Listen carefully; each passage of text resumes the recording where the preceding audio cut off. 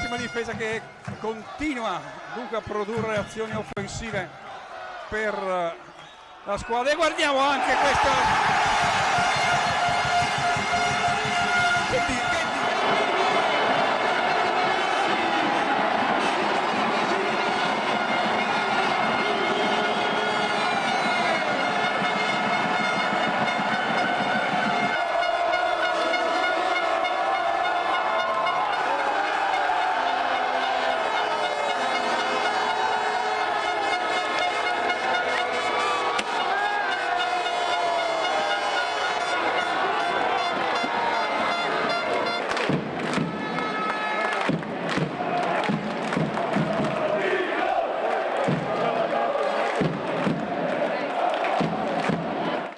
Buongiorno, abbiamo aperto questa edizione del telegiornale con le immagini della festa e dell'emozione di ieri sera del Pala Gestecco, con 2800 persone che hanno festeggiato la promozione in A2 delle Eagles di Cividale, una promozione cercata, fortemente voluta da una realtà che solo 2 stagioni fa non esisteva e che dall'anno prossimo giocherà in Serie A. Era l'ultimo ostacolo da superare e si è rivelato alla fine il più dolce dei cioccolatini da scartare. Era ben lontana dall'essere una partita scontata, quella contro Vigevano, la bella, la gara decisiva per la promozione in A2. E la Web Gestecco l'ha dominata, fatta sua e presa in mano fin dai primi minuti davanti a 2800 spettatori infuocati nel palazzetto di via Perusini a Cividale. Si chiude 82-63, ma il risultato passa in secondo piano davanti alla festa di una città e di una regione, oltre che dei terribili ragazzi di Pillastrini e di Mikalic.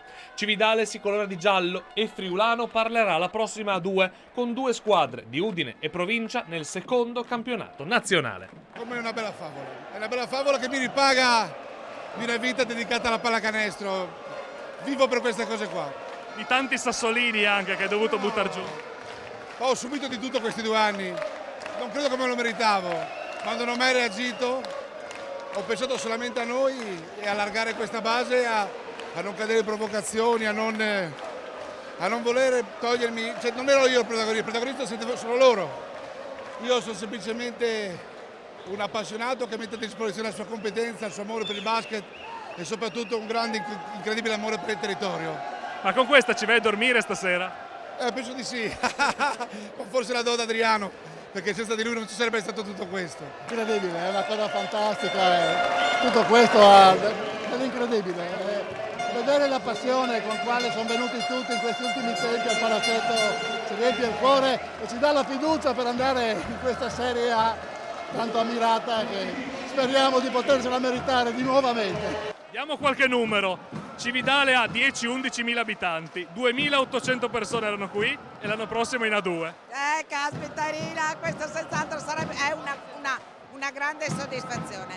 Vedere un palazzetto che probabilmente avrebbe contenuto ancora di più, ma non ci potevamo entrare e adesso si lavora e si va avanti, quindi dobbiamo veramente aver fiducia ed investire nelle squadre che in questo momento ci danno grande soddisfazione. Forza Gestecco, forza Cividale.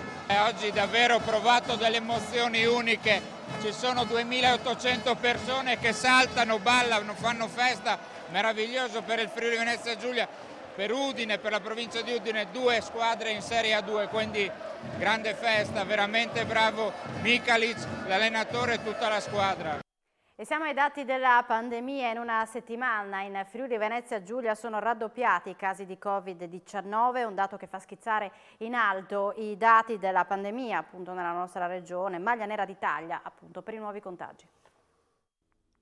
91,5% della variazione dei nuovi casi da una settimana all'altra. E questo è il dato che più di tutti certifica la ripresa di vigore della pandemia in Friuli Venezia Giulia, dato che porta la nostra regione al primo posto, quasi doppiando il dato nazionale. Crescono anche i ricoveri sia in terapia intensiva che nelle aree mediche. È quanto certifica la Fondazione Gimbe, segnalando come in tutta Italia la pandemia abbia ripreso a correre, sempre con percentuali in doppia cifra. Maglia nera nazionale alla provincia di Gorizia con il 114% di aumento di nuovi casi, seguita a ruota da Udine con il 104% e Pordenone con l'86%. Aumentano, anche se restando ampiamente sotto la soglia di rischio, i ricoveri con il 4% di posti di terapia intensiva occupati e il 7,8% di quelli delle aree mediche. Sempre molto attardata la nostra regione per quanto riguarda la campagna vaccinale, sia di terze dosi, con il 13% di persone che non l'hanno ricevuta, sia per le quarte, in cui il Friuli Venezia Giulia è quintultima, davanti solamente a Calabria, Molise, Basilicata e Trentino. Sono 13 i casi di coronavirus rilevati all'interno dell'ufficio anagrafe del comune di Udine. L'assessore ai servizi demografici Alessandro Ciani assicura che nessun servizio essenziale verrà sospeso.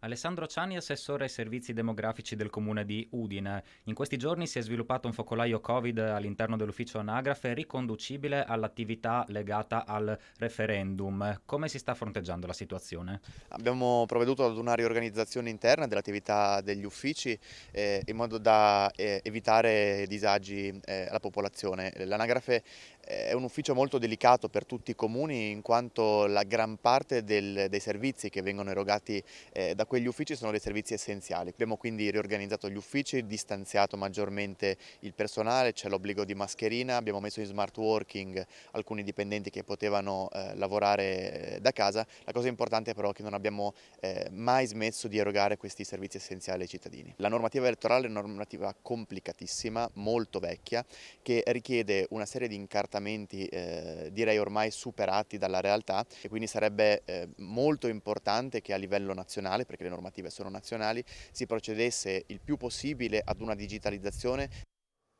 Regione, Protezione Civile e Governo sono al lavoro per definire le misure per contrastare la crisi legata alla siccità. 2 piani di lavoro individuati nell'incontro di ieri sera a Roma, uno nell'immediato e uno a lungo termine. Arriverà a brevissimo lo stato di crisi nazionale a seguito dell'enorme crisi idrica che sta colpendo l'Italia. Al momento la siccità sta pesando in particolare su Emilia-Romagna, Piemonte, Lombardia e Umbria e il Veneto. La situazione non è però serena in Friuli Venezia Giulia. Il confronto tra le regioni e il governo è costante con il tramite della Protezione Civile anche per la progettazione a lunga scadenza. E quindi creare le infrastrutture necessarie alla gestione coordinata e soprattutto continuativa della possibile carenza d'acqua, quindi l'infrastrutturazione con bacini, quindi serve risorse e serve anche una semplificazione normativa. Impensabile viste le tempistiche usare i fondi del PNRR e quindi, almeno qua, la Regione è pronta a mettere risorse. Nell'immediato invece si stanno valutando alcuni interventi emergenziali. Ci stiamo coordinando per capire le misure utili, tra cui per esempio anche la liberazione delle acque dai bacini, che può essere utile ovviamente per affrontare sia il tema che ovviamente è principale dell'acqua a utilizzo civile, ma sia ovviamente anche per quanto riguarda l'agricolo. Riunione questa mattina dei vertici del consorzio di bonifica Cellina-Meduna dopo il razionamento dell'acqua per i campi bagnati dal Meduna, pronto il provvedimento per quelli serviti dal Cellina. Acqua razionata non soltanto per i campi bagnati dal Meduna, provvedimento attuato a partire da lunedì, ma anche per i terreni che per le annaffiature si servono delle acque del Cellina. Anche le piogge di ieri e dell'altro ieri sostanzialmente non hanno mutato il quadro, la criticità del quadro. E il Consorzio ha attivato da lunedì di questa settimana l'orario dimezzato nell'area Meduna, sta predisponendo l'orario ridotto anche per la zona Cellina. La data di inizio però non è ancora stata fissata perché stiamo sperando in un'evoluzione positiva della situazione meteo. L'emergenza idrica ha messo il Consorzio di bonifica Cellina-Meduna davanti alla necessità di agire a tutto tondo e pure in fretta per evitare conseguenze catastrofiche per l'agricoltura. Ora si attende anche che la Regione emetta un'ordinanza. La Giunta regionale sta predisponendo un provvedimento che sicuramente darà delle limitazioni all'utilizzo dell'acqua. È previsto per la giornata di domani o al più tardi per la giornata di sabato.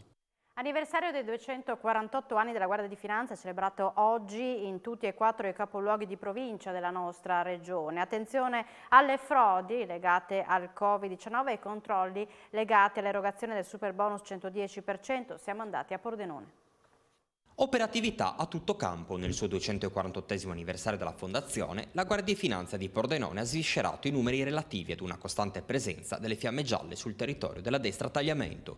Un'azione costante che soprattutto durante la pandemia ha permesso di tenere alta l'attenzione su più fronti. La Guardia di Finanza, anche quella di Pordenone, è stata impegnata da subito a fronteggiare le frodi, ai grandi sostegni e ai bonus che lo Stato ha erogato alle imprese e ai cittadini in difficoltà per la fase pandemica e a tutti gli altri ristori che sono stati previsti per compensare la grave situazione emergenziale. Nella destra tagliamento la nostra guardia è alta e la nostra relazione è forte con tutte le altre istituzioni dello Stato e della Repubblica e della Regione. Per quanto riguarda invece le truffe legate al superbonus 110%, il colonnello Cardia è chiaro. La nostra attività è quindi sopralluoghi sui cantieri, monitoraggio di tutti i nuovi siti in cui vengono rilevati i lavori per verificare che siano state rispettate le regole del lavoro in primis e che poi il credito d'imposta che consegue al 110 venga efficacemente e normativamente ben trattato.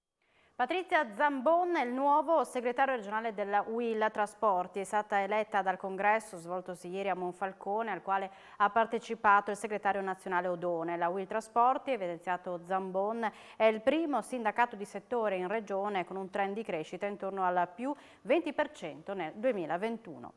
In centinaia già appostati dal mattino all'esterno dello stadio Tegel c'è grande attesa per l'evento internazionale dell'estate 2022 in programma alle 21 a Lignano Sabbiadoro per la data zero dei Maneskin.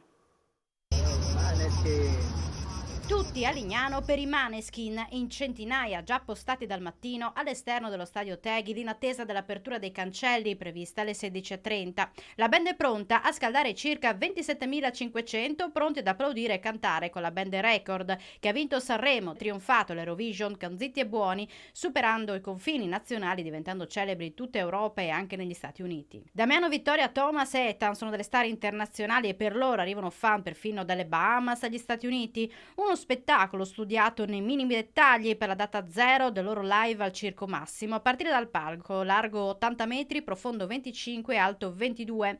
E in questi giorni anche le prove hanno dato spettacolo, c'è chi li sente dal balcone e chi si apposta nel parcheggio dello stadio fino a tarda notte, come martedì quando la band si è resa disponibile a incontrare i fan dopo ore di attesa.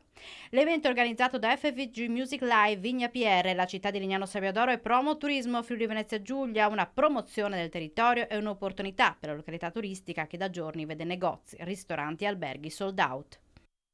Il Pordenone Calcio ha ceduto il portiere Samuele Perisan all'Empoli, l'estremo difensore pordenonese su cui il club ha creduto fortemente acquisendolo nell'ottobre 2020 approda nella massima serie dopo essere stato un punto di riferimento della squadra nell'ultimo biennio in cui si è affermato come uno dei migliori portieri della Serie B. Complessivamente ha collezionato 67 presenze con la maglia neroverde.